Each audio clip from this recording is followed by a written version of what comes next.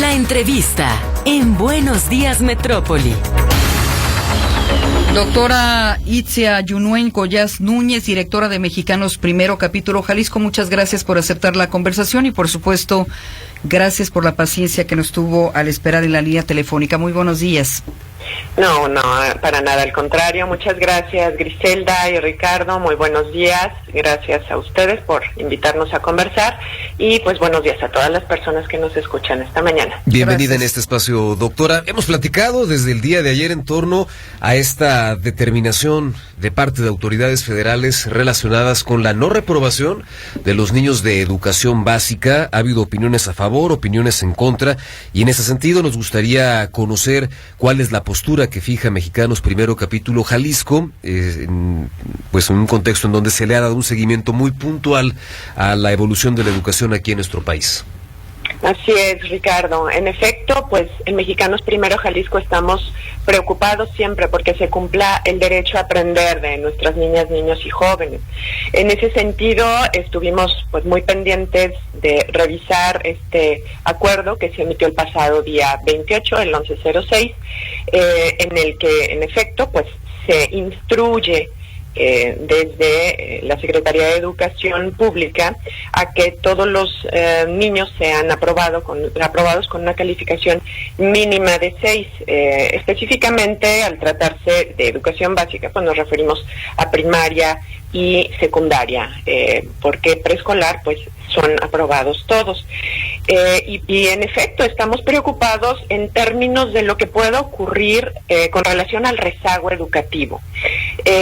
Como paréntesis breve, el rezago educativo implica que un alumno o alumna, por ejemplo, que está en sexto grado, no tiene los conocimientos de sexto grado, sino tiene los de cuarto o X.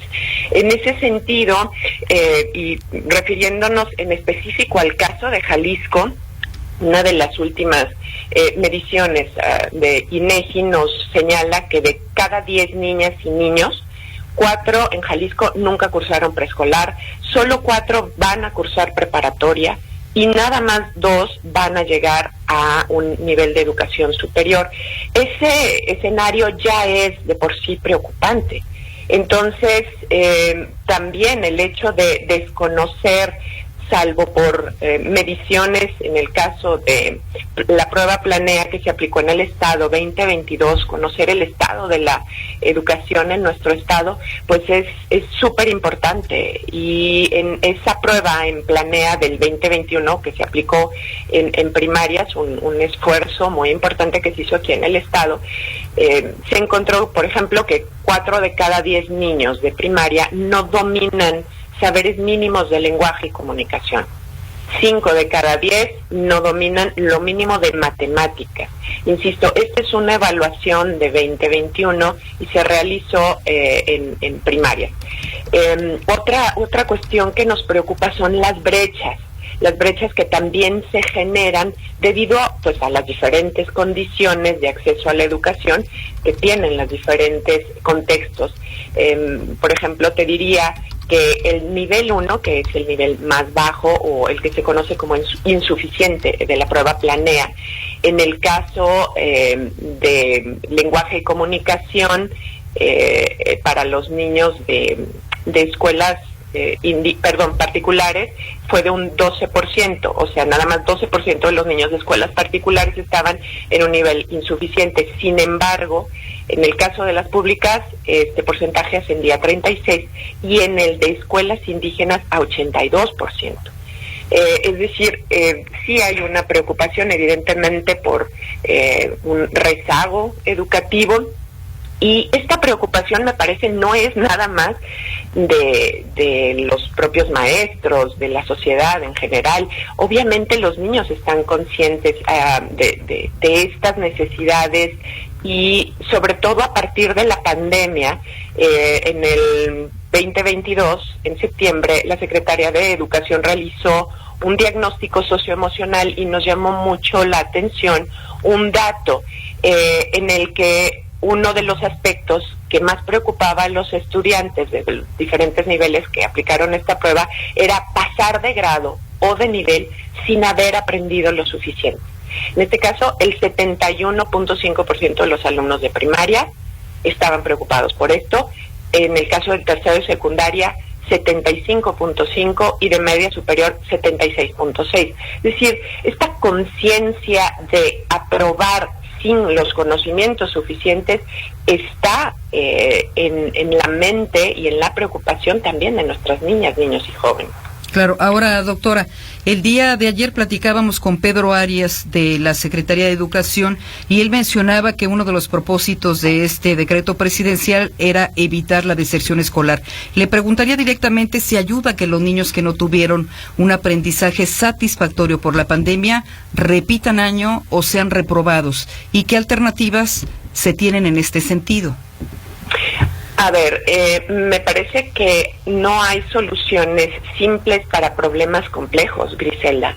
Es decir, tal vez los números nos digan, no reprobaron. Sin embargo, lo que nos preocupa a nosotros, y me parece que en esto coincidimos con muchos colegas docentes, es el problema, por así decirlo, se traslada al siguiente nivel educativo, al siguiente grado educativo, de tal forma que ante un aparente beneficio al estudiante, llega este alumno, se enfrenta a las necesidades de un siguiente nivel educativo donde le demandan determinados conocimientos, etcétera, y el alumno se frustra, y como consecuencia de la frustración o de la falta de motivación, de no tener elementos para comprender, pues también puede abandonar. Es decir, no es una solución mágica, ¿no? En ese sentido nos preocupa, como te acabo de señalar, los mismos alumnos saben, sienten esta preocupación y saben que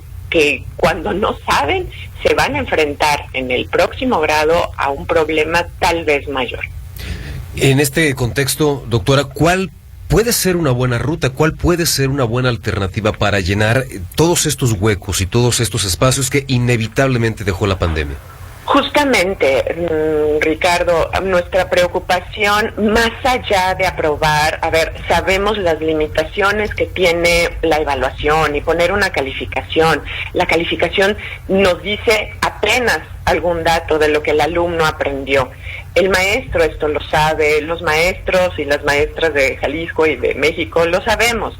Sin embargo, por eso es importante, y desde ahí las propuestas que hacemos, es importante primero conocer el estado de los aprendizajes de nuestros alumnos, saber qué es lo que les hace falta para cumplir, sobre todo me refiero a los aprendizajes fundamentales, estos aprendizajes que nos ayudan como seres humanos a vivir en la vida cotidiana, a resolver nuestros problemas.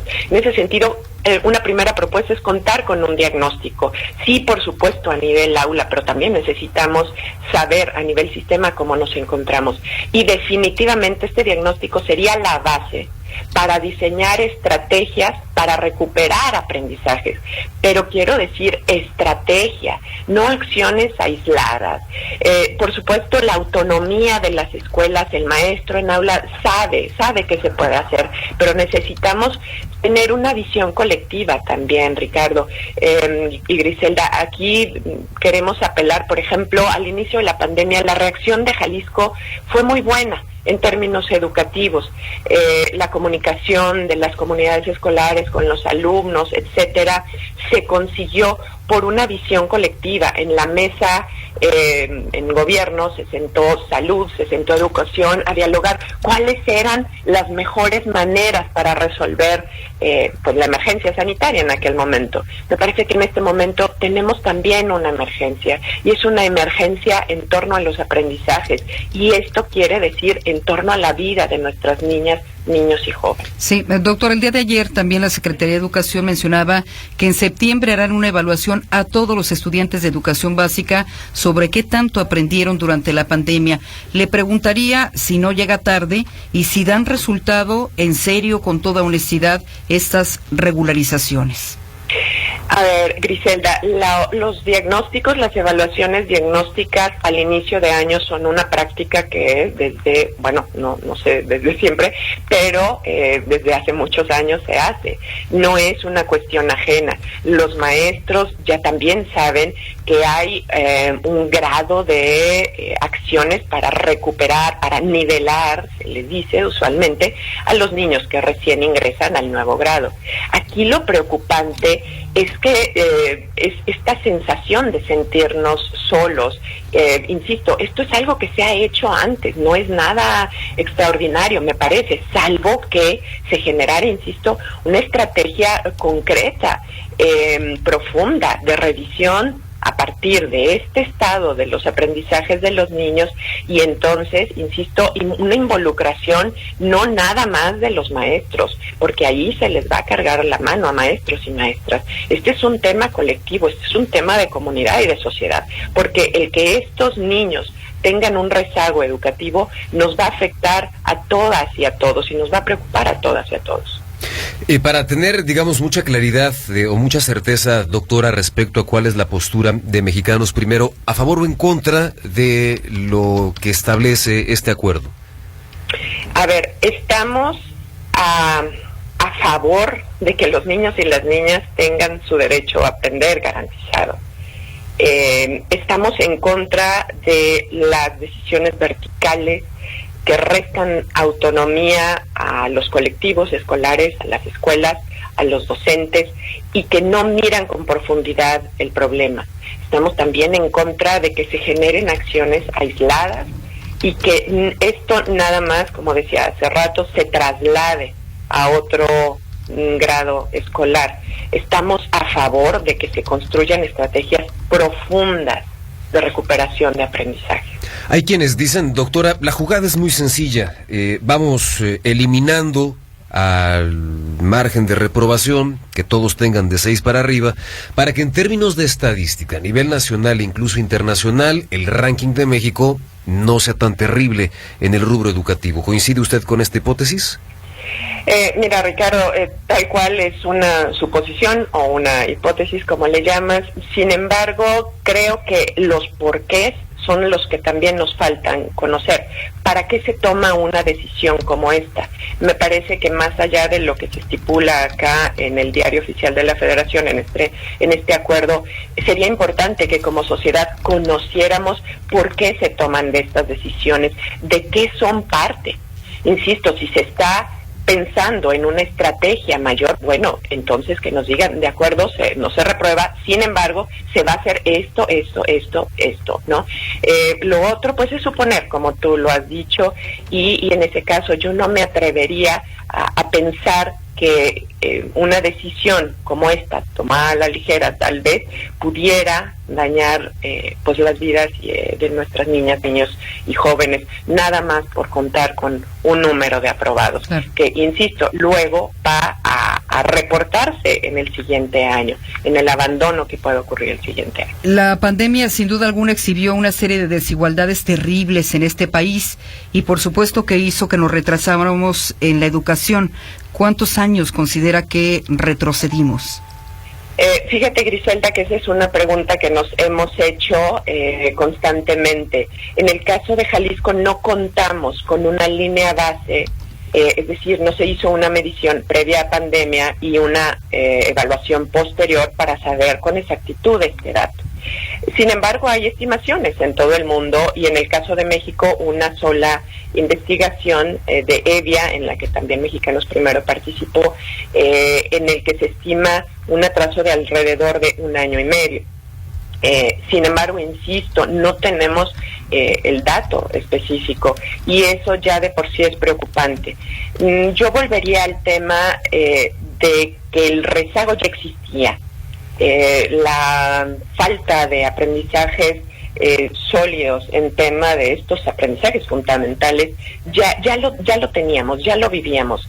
Las preocupaciones de los maestros giran en torno a que esto sí se profundizó.